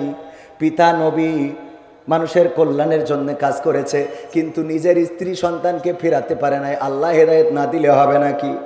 হবে। লূত আলাইহিস সালাম পারেন নাই স্ত্রীকে হেদায়েতের আলো তার হৃদয়ে প্রজ্বলিত করতে, কিন্তু ফেরাউন এত জাহেল, এত বড়, এই পৃথিবীর মধ্যে মানুষ নানান কিছু দাবি করে, ক্ষমতার চেয়ারটা রাখতে চায়, কিন্তু ফেরাউন এমন একজন ছিল যে আল্লাহর চেয়ারটা ধরে টান দিছিল, বলেন নাউজুবিল্লাহ। আর সেই ফেরাউনের স্ত্রী আসিয়া আলাইহিস সালামকে আল্লাহ হেদায়েতের নূর প্রজ্বলিত করে দিলেন, মৃত্যুকে বরণ করেছে, কিন্তু আল্লাহর পথ থেকে চুল পরিমাণ সরে যায় নাই, বলেন ঠিক কিনা? এই জন্য আল্লাহ যার হেদায়েত করবে সেটা ভিন্ন কথা, আল্লাহ যার গোমরাহ করবে সেটা ভিন্ন কথা। কিন্তু পিতামাতা যদি ভালো হয়, সন্তানও ভালো হবে। যেই সন্তানকে ফজরের নামাজের সময় ডাকলে মা বাবা বলতো ওর পরীক্ষা, সকালবেলা স্কুল, এখন মসজিদে যেতে পারবে না, ওই সন্তান বড় হয়ে মাদকাসক্ত হবে। এইটাই তো স্বাভাবিক, কারণ যেই সময় মানুষ বানানোর দরকার ছিল সেই সময় মানুষ বানাতে দাও নাই। যখন তার কোরআনের আন্দোলনে নিয়ে যেতে চাওয়া হয়, যখন তার কোরআনের কর্মী বানাতে চাওয়া হয়, তখন বলে আমার সন্তানের দিয়ে রাজনীতি করাবো। এবারও ইয়াবা নীতি করিয়ে বেড়ায়, কথা কয় না, ঠিক না বেঠে? আদর্শবান চরিত্রবান যদি খোঁজেন, দেখবেন দাড়িওয়ালা, টুপিওয়ালা, ইসলামিস্ট যারা, কোরআনের কর্মী যারা, দিনের খাদেম যারা, দুই একজন, দু পাঁচজন শয়তানের ওয়াসওয়াসায় পড়তে পারে না, কথা কয় না। একেবারে 100 কি ভালো? হয়তো একটা দেখাবেন যে ভাই অমুক হুজুর তো এই করেছে, এরম আছে না? দুই একটা তো শয়তানের গোমরায়, শয়তানের ওয়াসওয়াসায় পড়বে। শয়তানের তো কাজ দিয়ে আল্লাহ পাঠাইতেছে, ঠিক না বেঠিক? শয়তানের কাজ দিয়েছে না যে তুই যে ই কর। তবে আমি মনে করি শয়তানের যে ধৈর্য, এটা অবাক কাণ্ড। একটা মানুষের পিছনে আমৃত্যুকাল লেগে থাকে, আর আমাদের ধৈর্য, আমরা হুজুররা তুই ওয়াজ শুনলি শোন, না শুনলি বাড়ি চলি যা, এই বলি না? কিন্তু শয়তান কোনোদিন বলে নাই যে আমার গান শুনলি শোনো, না শুনলি চলে যাও, এটা বলে না। শয়তান সকালবেলা থেকে শুরু করে ইশারে নামাজ পর্যন্ত আপনার পিছনে লেগে থাকে, যে যেন মসজিদে না যেতে পারেন, যেন নামাজে জামাতে নামাজ না পড়তে পারেন, কোরআন যেন না পড়তে পারেন। শয়তান সুন্দর করে বলে ফজরের তো কেবল আজান হলো, আর একটু পরে উঠছে না, বলে না? ধৈর্য এত একেবারে মৃত্যু পর্যন্ত লেগে থাকে। কিন্তু আমরা হুজুররা টাকা না হলে তো ওয়াজই শুনাই না, সত্যি কথা সত্য, ঠিক না ভাই? ঠিক। আমরা হুজুররা টাকা না দিলে আমরা মাঝে মাঝে স্ট্যাটাস দিই কোরআনের দাওয়াত নিয়ে মনিরামপুরি, সারা বছরে একদিনও দেখা গেল না যেই দিন টাকা পাইলাম ওই দিন কোরআনের দাওয়াত নিয়ে আইলাম। কত বড় কোরআন প্রেমিকা আমি, কথা কয়। হ্যাঁ, এটা কি সত্য না মিথ্যা বলছি? আমার কথা বলছি তা ঠিক করবেন না কেন? বলেন ঠিক না বে ঠিক? জোরে বলেন ঠিক না বে ঠিক?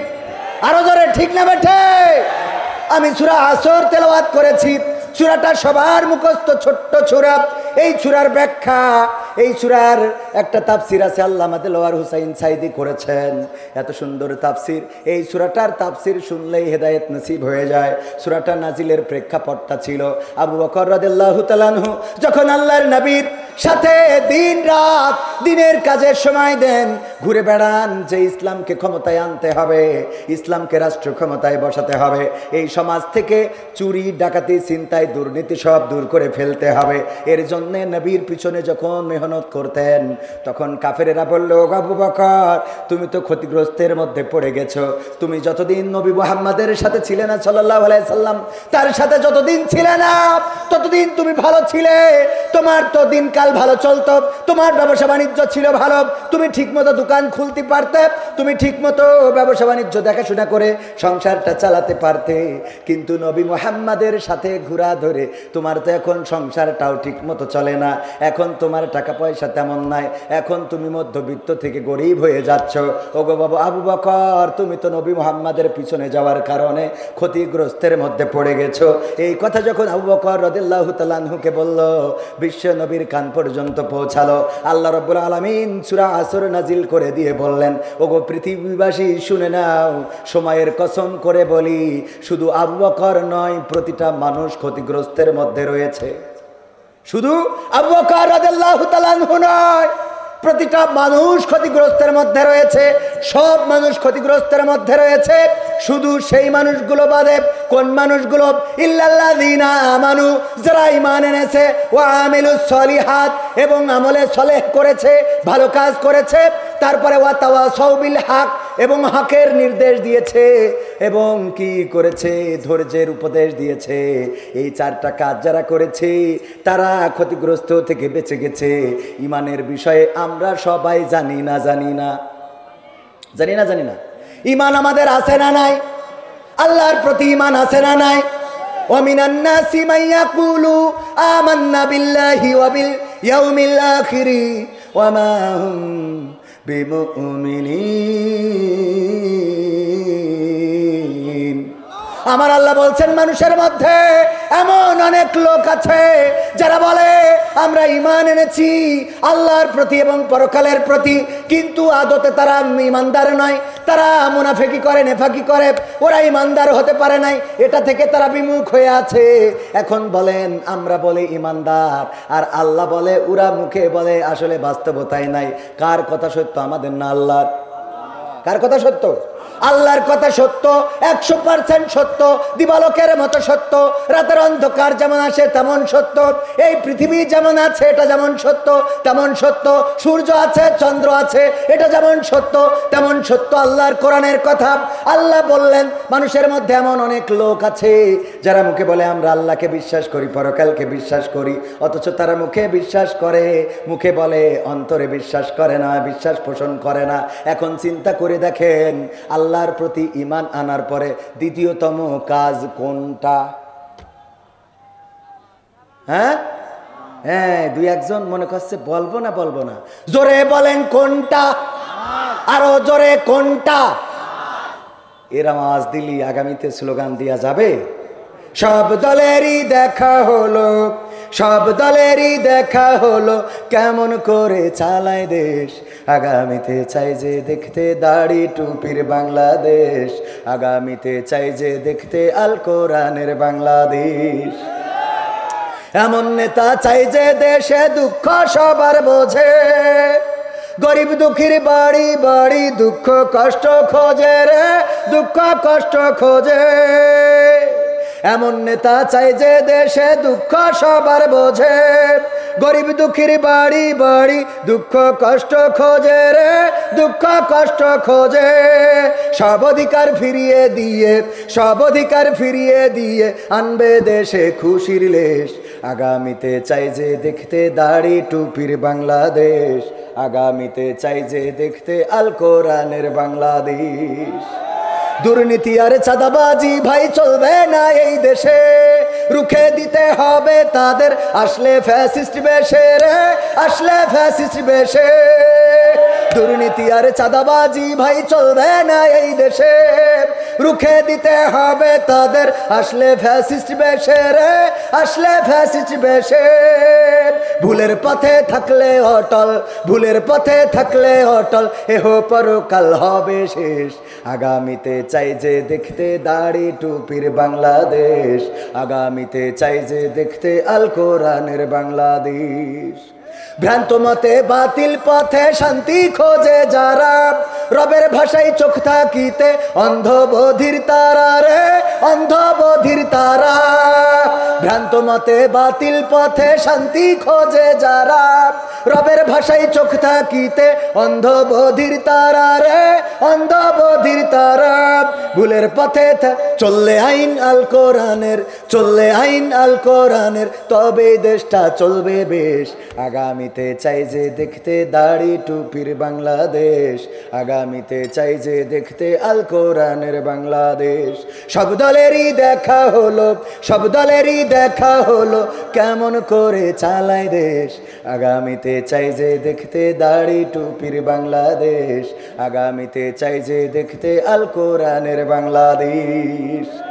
চান আপনারা আগামীর দিন এই বাংলার জমিনে, আল্লাহর জমিনে, এই বাংলাদেশের মাটিতে কোরআনের আইন কায়েম হোক, এবং সেই কায়েম করার জন্যে যদি আমাদেরকে রাজপথে থাকতে হয়, রাজি কারা কারা একটু দেখতে চায়?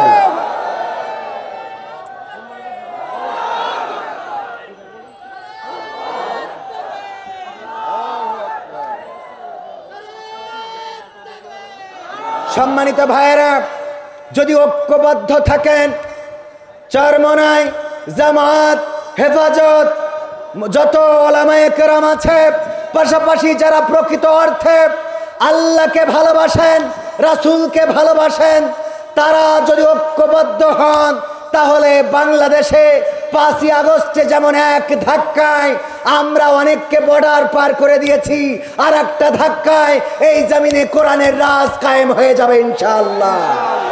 এই ধাক্কা দিতে রাজি আছেন? যদি রাজি থাকেন, ঐক্যবদ্ধ থাকতে হবে, বাতিলের রক্ত চক্ষুকে উপেক্ষা করতে হবে। আর বাতিলকে স্পষ্ট করে বলে দিতে চাই, আমরা কোনো দলের হয়ে কাজ করি না। আমাদেরকে জামাতের বলবেন হবে না, আমাদেরকে হেফাজতের বলবেন হবে না, আমাদেরকে আটরশি, ফুরফুরা, অন্যান্য যত দল আছে তাদের দলের ট্যাগ লাগাবেন হবে না। আমরা দল করি আল্লাহ ও তার রাসূলের দল, বলেন ঠিক কিনা? কারণ এই জমিনে যদি কোনো ইসলামী দল আল্লাহর আইনের বিপক্ষে যায়, আমরা সেই ইসলামী দলকে বঙ্গোপসাগরে ফেলে দেব, ঠিক না বে ঠিক? আর যদি কোনো অনইসলামিকও ইসলামের পক্ষে আসে, বুকটা উদার রেখেছি, জড়িয়ে বুকে তুলে নেব।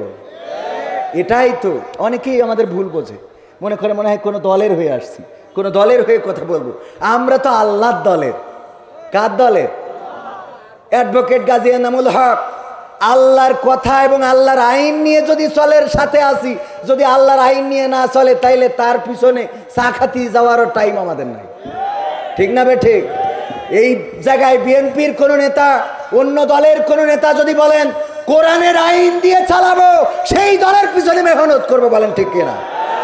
অনেকেই বোঝে না, মনে করে হুজুর মনে না, পাগল। আমরা আল্লাহর দলের লোক। কার দলের লোক? ডাক্তার শফিকুর রহমান যদি কয় যে কোরআনের আইন দিয়ে দেশ চালাবো না, তাইলে আমরাও শফিকুর রহমানকে বলবো তোমার সাথেও আমরা চলবো, ঠিক না বে ঠিক? তোমার সাথে চলা হবে না। হ্যাঁ, মাশাআল্লাহ। আমাদের প্রিয় জাহাঙ্গীর স্যার আপনার এলাকার সন্তান, আপনার অঞ্চলের কৃতি সন্তান, অসংখ্য ওলামায়ে কেরামের সাথে ওনার সম্পর্ক রয়েছে। কিন্তু এই সম্পর্ক থাকলে অনেকেই ভুল ধারণা পোষণ করে যে উনি মনে হয় এই করি, উনার তো আল্লাহ কামাই ইনকাম কম দিন, কথা কয় না, এরকম মনে করে না? করে না? আমাকে, আব্দুল আলামিন ভাইকে, আমির হামজা ভাই সহ ওলামায়ে কেরামকে মহব্বত করেন, ভালোবাসেন। বাতিলের যখন শাসন ছিল সেই সময় উনি আমাদের পাশে ছিলেন। মাদ্রাসা করবেন, একটা করছেন। এই মাদ্রাসা ইন্টারন্যাশনাল মানের মাদ্রাসা হবে। আপনারা এটা কি চান? ভালো কাজ যেই করুক তার সাথে থাকার দরকার আছে না নাই? ভালো কাজ যে করবে তার পক্ষে থাকতে হবে। আজকে আলোচনার টপিকেও ওইটা ছিল।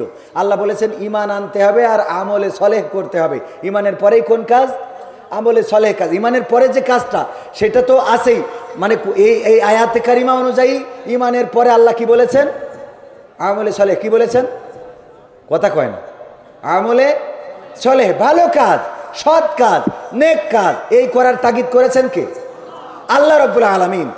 আর আমি যে আলোচনায় ছিলাম যে ঈমান আনার পরে পরবর্তী দায়িত্ব আমাদের উপরে কি চলে আসে, বলেছিলেন তো কয়েকজন, কি আসে? নামাজ। যদি কেউ কালেমা পড়ে এমন সময়ে, যেই সময় সূর্য অস্তমিত হয়ে যাচ্ছে, নামাজের হারাম ওয়াক্ত শুরু হয়ে যাবে, কিন্তু আল্লাহু আকবার বলার মতো সময় রয়েছে, তাইলে তার উপরে ওই আসর নামাজটা ওয়াজিব হয়ে যাবে। যদি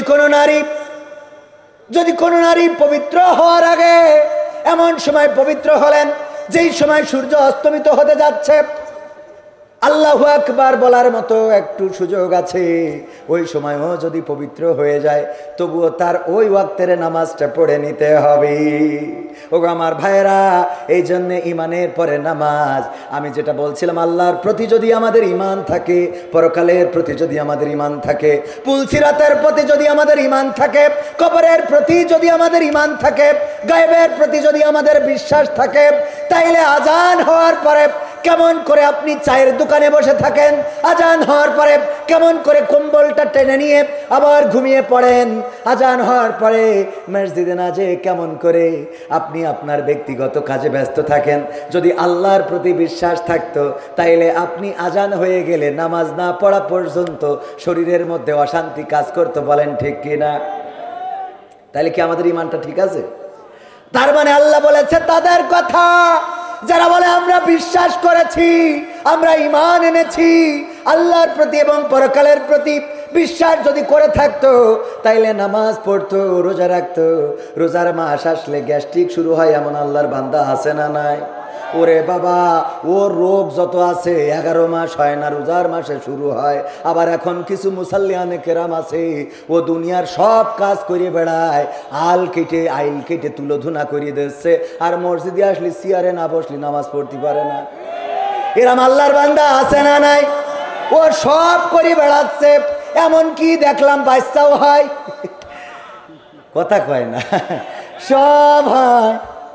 বাচ্চা হয় মানে তো খারাপ কথা না, তা আবার কি?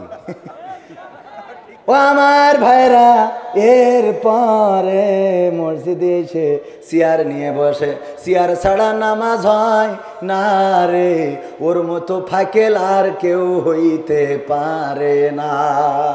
ঠিক না বেঠে? আল্লাহর কাজ করতে গেলে যত মাজায় ব্যথা, আল্লাহর কাজ করতে গেলে সিজদা। আরে বাবা, সিজদাটা যদি আল্লাহর জন্য হয়, কপালটা যখন আল্লাহর কাছে লাগাবেন। যতবার কাবাতে গেলাম, কেন জানি কাবার কাছে যখন গেটটা দিয়ে ঢুকি, ওই গেট দিয়ে যখন ঢুকার পরে কাবার ওই গিলাপটা চোখে পড়ে, চোখ থেকে অশ্রু বিগলিত হয়। যতবার কাবায় যে হাত তুলেছি চোখের পানিটা ধরে রাখতে পারি নাই। যে রিয়াজুল জান্নাত মসজিদে নববীতে, সেখানে ঢুকে সিজদায় পড়ে থাকলে মনে হয় এই সিজদাটা আমৃত্যুকাল, মৃত্যু না হওয়া পর্যন্ত সিজদা থেকে উঠবো না। পুলিশ জোর করে উঠিয়ে দেয়। যারা হজে গিয়েছেন তারা জানেন, হজে গিয়েছেন, ওমরা আছেন না, পুলিশ জোর করে উঠিয়ে দেয়, ওগো আল্লাহর বান্দা ওঠো, তাড়াতাড়ি করে বের হও, আরো অন্য গ্রুপ ঢুকবে। সিজদায় গেলে মাথাটা নত করলে রিয়াজুল জান্নাতে কি শান্তি, এত শান্তি। আল্লাহর জন্য সিজদাটা যদি দিতে পারেন, আমরা একেবারে কাঠঠুকরার মতো ঠোকর মেরে নামাজ পড়ি, এটা করা যাবে না। নামাজ পড়বেন একেবারে খুশু খুজুর সাথে, রুকুটা করবেন সুন্দর করে, সিজদাটা করবেন সুন্দর করে। আপনি মাথায় রাখবেন, আপনি আল্লাহকে দেখেন না, কিন্তু দেখেন আল্লাহ আপনাকে দেখে না, দেখে না, আল্লাহ আপনাকে দেখে। সুতরাং আল্লাহ আপনাকে দেখছেন, এটা মাথায় রেখে রুকু করবেন, সিজদা করবেন, তাসবিহগুলো সুন্দর করে পাঠ করবেন, সিজদায় যাবে আর আল্লাহর কাছে বলবেন, মনের চাওয়াগুলো আল্লাহর কাছে বলবেন। দুটি হাত তুলে যারা মোনাজাত করে, আমি বলি 2 হাত তুলে মোনাজাতের চেয়ে যদি সিজদায় যে মোনাজাত করেন, এটা আল্লাহর কাছে আরো অধিক কবুল করার জন্যে, আল্লাহর কাছে এটা গ্রহণযোগ্য হয়ে যায়। বলেন সুবহানাল্লাহ। তাহাজ্জুদের নামাজে সিজদায় পড়ে সুবহানা রাব্বিয়াল আলা এটা বলেন, এরপরে আপনার চাওয়াগুলো বলেন। ওগো রব, তুমি পবিত্র, তুমি আমার কষ্ট দূর করে দাও, তুমি আমার অভাবটা দূর করে দাও, তুমি আমার চাকরির ব্যবস্থা করে দাও, তুমি আমার লেখাপড়ায় কামিয়াবি দান করে দাও, তুমি আমার ঘরে নেক পাত্রী দিয়ে দাও। আর যেই বোনেদের ভালো বিয়া হচ্ছে না, বয়স চলে যাচ্ছে, আল্লাহর কাছে বলেন, আল্লাহ তুমি আমাকে সুন্দর একটা পাত্র দিয়ে দাও। তাহাজ্জুদের নামাজে আল্লাহর কাছে মাথা নত করে চোখের অশ্রু ফেলে গভীর রাত যদি কাঁদতে পারেন, আল্লাহর নবী বলেছেন, আল্লাহ রাব্বুল আলামিন আরশ আজিম থেকে ফেরেশতাদেরকে ডেকে বলেন, ওগো ফেরেশতারা, আমার ওই বান্দাগুলো সবাই যখন ঘুমানো, তখন এই বান্দাগুলো কেন এই রাতের অন্ধকারে এইভাবে সিজদায় পড়ে কান্নাকাটি করে, চোখের পানি কেন ফেলে? ফেরেশতারা বলে, ওগো আল্লাহ, তুমি তো আমাদের থেকে ভালো জানো, তুমি তো বান্দার মনের খবর রাখো। আল্লাহ বলে, তোদের কাছ থেকে শুনতে চায়। ফেরেশতারা বলে, আল্লাহ, ওই মানুষগুলো গুনাহ করেছে, ওই মানুষগুলো জেনা করেছে, ওই মানুষগুলো অন্যায় করেছে, ওই মানুষগুলো বাতিলের গোলামি করেছে, ওই মানুষগুলো অভাবে রয়েছে, ঋণগ্রস্ত রয়েছে, ওই মানুষগুলো রোগগ্রস্ত রয়েছে, কষ্টে রয়েছে, সংসারে অশান্তিতে রয়েছে। এই জন্যে এই গভীর রাতে সবাই যখন ঘুমানো তখন জেগে উঠে তোমাকে ডাকছে, যেন তুমি ডাকের সাড়া দাও। তুমি তো উত্তম ডাকের সাড়া দানকারী। আল্লাহ রাব্বুল আলামিন ফেরেশতাদেরকে বলেন, ওগো আমার ফেরেশতারা, তোমরা সাক্ষী থেকে যাও, এই গভীর রাতে যারা উঠলো, উঠে যারা আমাকে ডাকলো, আমার কাছে চাইলো, আমি ওদের সকল চাওয়াগুলো আমি আল্লাহ পাওয়া করে দিলাম। বলেন সুবহানাল্লাহ। এটা কি আমার কথা? এটা বিশ্ব নবী সাল্লাল্লাহু আলাইহি সাল্লাম বলেছেন। সুতরাং রাত জাগবেন, তাহাজ্জুদের নামাজ আদায় করবেন, আল্লাহর কাছে কাঁদাকাটি করবেন, গুনাহের জন্য কাঁদবেন, কষ্টের জন্য কাঁদবেন, অভাবের জন্য কাঁদবেন। আল্লাহ রাব্বুল আলামিন আপনার কষ্ট অভাব দূর করে দিবেন। আপনি সুখ চাইবেন, আল্লাহ সুখ দেবে। আল্লাহ আত্মিক প্রশান্তি দান করে দিবে। আল্লাহ রাব্বুল আলামিনের কাছে মাথা নত করে দিবেন।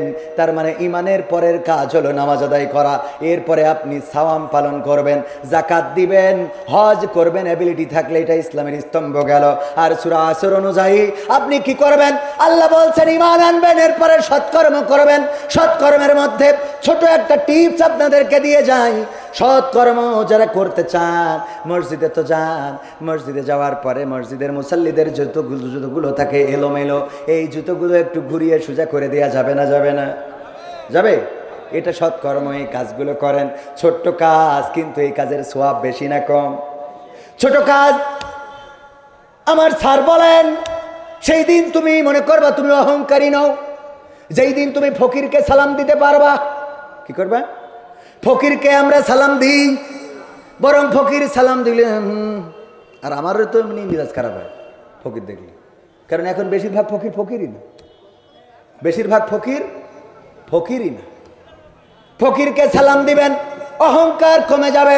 মসজিদের জুতা জোড়াটা সোজা করবেন, মানুষের সাথে ভালো আচরণ করবেন। বাজারে যাওয়ার পরে আমরা ভালো তরকারিগুলো কিনি, কিন্তু দেখবেন অনেক সময় অসহায় গরিব মানুষ, বাড়িতে একটা পেঁপে গাছ ছিল, বুড়ো মানুষ, বুড়ি বলেছে আমার তো ওষুধটা নাই, দেখো ওই পেঁপে দুইটা পেড়ে নিয়ে যে বিক্রি করতে পারো কিনা, যদি বিক্রি করতে পারো তাইলে আমার ওষুধটা কিনে আইনো। এই বুড়ির কথা চিন্তা করে বুড়ো মানুষটা গাছে থাকা কয়টা 3টা 4টা পেঁপে নিয়ে যে বসে আছে। আরে বুড়ো মানুষটা মলিন মুখে দাঁড়িয়ে থাকে, বসে থাকে, ওই পেঁপেটাকেও কিনতে চায় না। যেই দোকানে তরকারি বেশি সেই দোকানে কাস্টমার বেশি। আর এই অসহায় মানবিক এই কাজগুলো, অসহায় মানুষটার এই মানবিক কাজগুলো করতে চায় না। আমলে সলেহ হলো আপনি বাজারে যাবেন, দেখবেন সবচেয়ে কে খারাপ অবস্থায় আছে, কার দোকানে কাস্টমার কম, কার কাছে মালামাল কম, কে ছোট দোকান, তার দোকানে যান, কেনাকাটা করেন, যেন এই মানুষটা স্বাবলম্বী হতে পারে। আপনি ওই পেঁপেটা যদি কিনে আনেন, হয়তো ওই পেঁপেটার মধ্যে বাড়ি বুড়িটার ওষুধ কেনার পয়সা রয়েছে। এই কাজ